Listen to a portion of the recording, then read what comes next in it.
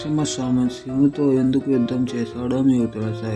హిరణ్యాసురుని సంహరించిన తర్వాత ఆగ్రహం ఆగిపోవడంతో తన భక్తుడైన ప్రహ్లాదుడు శాంతింపజేయడానికి ప్రయత్నించినా కూడా నరసింహస్వామి శాంతింపకపోవడంతో గట్టిగా గర్జిస్తూ ప్రపంచాన్ని స్తంభింపజేశాడు.